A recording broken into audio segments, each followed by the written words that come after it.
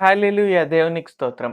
సృష్టికర్త అయిన యేసుప్రభు వారు పరిశుద్ధ గ్రంథం నుండి ఈరోజు మన కొరకు ఇస్తున్న వాగ్దానం ప్రసంగి గ్రంథం 7వ అధ్యాయం 14వ వచనం. సుఖదినమునందు సుఖముగా ఉండుము. ఆపద్దినమునందు యోచించుము. సో, ఈరోజు వాగ్దానం గనుక చూసుకున్నట్లయితే ఏంటి, యేసుప్రభు వారు మనకందరికీ ఏం చెప్తున్నారంటే, మనం సుఖదినం నందు సుఖంగా ఉండవచ్చు. అంటే యేసుప్రభు వారు మనకిచ్చిన ఆశీర్వాదాన్ని బట్టి, యేసుప్రభు వారు మనకిచ్చిన ఆనందాన్ని బట్టి మనం హ్యాపీగా ఉంటూ, మనం ఆయనకు కృతజ్ఞతాస్తుతులు చెల్లిస్తూ మనం అలాగా జీవించవచ్చు. అయితే ఇక్కడేంటి, ఆపద్దినమునందు యోచించుము అంటే, ఇప్పుడు మనకు అందరికీ రకరకాలుగా కొన్ని కష్టాలు వస్తుంటాయి, కొన్ని బాధలు వస్తుంటాయి, కొన్ని ఇబ్బందులు వస్తుంటాయి, కొన్ని ఆపదలు ఎదురవుతుంటాయి.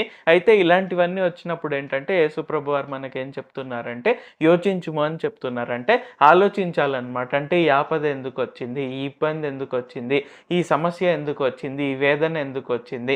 నేను ఈ విధంగా ఎందుకు దుఃఖంలో ఉన్నాను? సో, ఇలాగ మనం ఆలోచించి, మనం యేసుప్రభు వారికి ప్రార్థన చేసి ఆయన నుండి పరిష్కారం పొందుకోవాలి.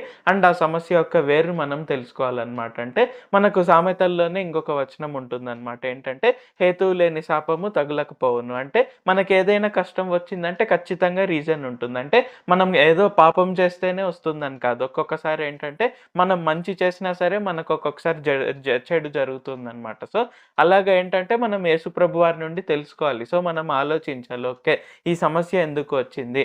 నేను పాపం చేస్తే వచ్చిందా? లేకుంటే నేను కరెక్ట్‌గానే ఉన్నాను. ఎదుటివారే నన్నేమైనా అవమానించారా?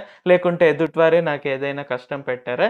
లేకుంటే ఇవేది కాదు, యేసుప్రభు వారు నన్ను ఇంకా ఉన్నత స్థితిలోనికి తీసుకువెళ్ళడానికి ఈ కష్టాలు వచ్చిందా? సో, ఇలాగ ఏంటంటే మనం ఆలోచించి దేవునికి ప్రార్థన చేస్తే అవన్నీ ఆయన చెప్తారనమాట. సో, ఇక్కడ ఫైనల్‌గా ఏంటంటే, మనం ఆనందంగా ఉండే రోజున ఆనందంగా ఉండవచ్చు, కరెక్టే. బట్ ఆపద్దినం నందు మనం ఖచ్చితంగా మనం యోచించాలి. దేవునికి ప్రార్థన చేసి మనం దేవుడి నుండి సమాధానం పొందుకోవాలి. ప్రార్థించుకుందాం. ప్రభువా, దేవా, సర్వాధికారి, మాకు ఇంకొకసారి ప్రార్థించుకునేందుకు అవకాశం ఇచ్చినందుకు వందనాలు తండ్రి. మీరు మా కొరకై చేసిన ప్రతి ఒక్క మేలుని బట్టి మీకు వందనాలు, స్తుతులు, స్తోత్రాలు తండ్రి. ఈరోజు వాగ్దానంని బట్టి వందనాలు తండ్రి. మేము సుఖదినం నందు సుఖంగా ఉండవచ్చును. అయితే మేము ఆపద్దినం నందు యోచించాలి అని మాకు తెలియజేసినందుకు వందనాలు తండ్రి. కావున మేమెప్పుడు కూడా ఏదైనా సమస్య ఎదురైనప్పుడు, ఏదైనా బాధ ఎదురైనప్పుడు, లేకుంటే ఏదైనా ఇబ్బంది ఎదురైనప్పుడు మేము దాన్ని ఊరికే పక్కన పెట్టేయకుండా, లేకుంటే ఏదో మేమే పాపం చేశాం అందువల్లనే ఇది జరిగింది అని అనుకోకుండా, మేము యోచించి మీ వద్దకు వచ్చి మీ దగ్గర నుండి మేము సమాధానం పొందుకొనుటకు సహాయం చేయండి. అది మమ్మల్ని ఉన్నత స్థితిలోనికి తీసుకువెళ్ళడానికి కావచ్చు, గొప్ప మహిమలోనికి తీసుకువెళ్ళడానికి కావచ్చు, లేకుంటే మేము కొన్ని చోట్ల సరిదిద్దుకోవాలి అని కావచ్చు. ఇలాగ మాకు మీరు ఖచ్చితంగా ప్రతి ఒక్క సమస్య యొక్క వేరుని మాకు తెలియజేస్తారు అని తెలియజేసినందుకు వందనాలు తండ్రి. దేవా, అలాగే మేమెప్పుడు కూడా ఇంకా అటువంటి సమస్యల్లోనికి మేము పడిపోకుండా, మేము మీ ద్వారా ముందుగానే వార్నింగ్ పొందుకొని, మేము ఆ సమస్యలోనికి వెళ్ళకుండా, మేము ఆ శోధనల గుండా వెళ్ళకుండా మమ్మల్ని కాచి కాపాడండి.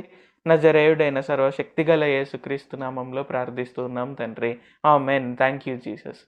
దేవుడు మిమ్మును ఆశీర్వదించును గాక.